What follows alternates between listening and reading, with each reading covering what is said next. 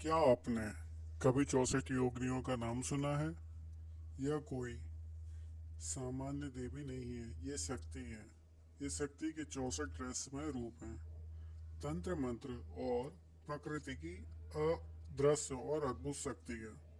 यह वह परंपरा की है जो शिव और शक्ति के मार्ग को नियंत्रित करती हैं।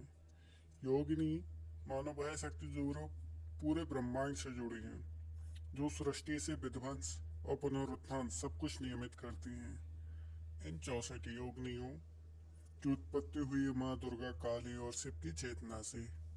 ये शक्तियां न केवल पूजनीय हैं, बल्कि गुप्त तांत्रिक साधनाओं की अधिक भी हैं।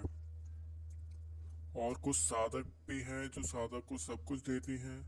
यह साधक को अष्ट सिद्धि और नवनिधियाँ और वह शक्ति जो अदृश्य है लेकिन अपराजित है। इन शक्तियों को आप कुछ साधक है जो कि इनकी साधना करते हैं और साधना सिद्धि भी हो जाती है। ये तो एक नॉर्मल मैं जनरल पर्पस जानकारी के पर्पस से वीडियो बना रहा हूँ। अभी नवरात्रि चल रहे हैं, कुछ लोगों को इन चीज़ों का बिल्कुल ज्ञान नहीं है, और अगर उन्हें ज्ञान नहीं है तो उन्हें इस लाइन में नहीं आना चाहिए। अगर आप किसी को इष्ट मान रहे हैं और उन्हीं की पूजा कर रहे हैं, साधना साधना नहीं कर पा रहे हैं, जनरली आप सेवा कर रहे हैं, आप किसी के बारे में गलत नहीं सोच रहे हैं, तो ईश्वर की कृपा आपके ऊपर धीरे धीरे होने लगेगी। आप अपने कार्य करते रहिए, तन मन धन से करते रहें। धीरे धीरे ईश्वर की कृपा आपके ऊपर होने लगेगी। आपको खुद पता नहीं चलेगा, आप किसी भी काम में हाथ डालेंगे और आपको सफलता मिलने लगेगी। ये चीज़ें होती है प्रभु की कृपा से, ईश्वर की कृपा से, इष्ट देव या देवी की कृपा से। तो आप जिस भी भगवान या देवी देवता को मानते हैं तो उनकी तन मन धन प्रेम भाव से संपूर्ण रूप से सेवा करिए। उनकी कृपा से आप शीघ्र तरक्की करेंगे।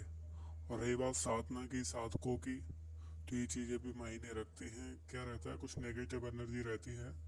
अगर आपको उन चीज़ों का ज्ञान नहीं रहता तो आपकी जानकारी ना होने की वजह से आपके साथ कई बार कुछ गलत घटनाएं हो जाती हैं, जिसमें कि आप अपना बहुत कुछ गवा देते हैं।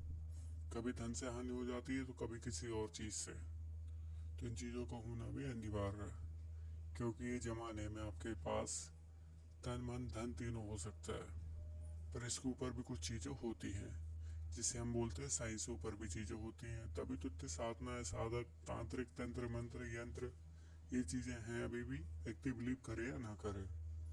तो अगर आपको इन चीज़ों का ज्ञान नहीं है तो कोई बात नहीं, बस प्रभु की कृपा करते रहे।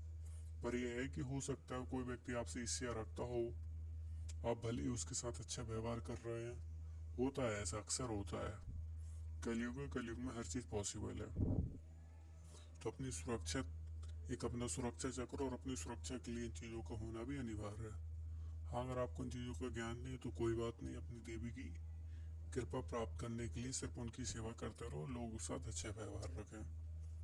जाने अनजाने पर है चीज़ें आपको मिल जाती हैं जिसके बारे में आप सोच रहे हैं, अगर आपका व्यवहार अच्छा है, आपका नेचर अच्छा है। धन्यवाद। इसी प्रकार के नॉलेज के लिए चैनल को लाइक करें, सब्सक्राइब करें, शेयर करें, और इसी प्रकार की डिटेल्स मैं आपके लिए लाता रहूँगा। Thank you so much. जय श्री राम।